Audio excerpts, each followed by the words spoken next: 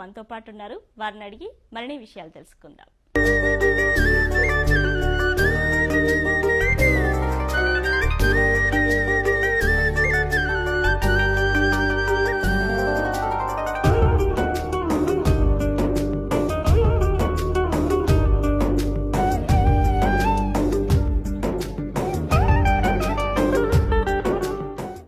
Hello Sunitha గారు. Hi అండి.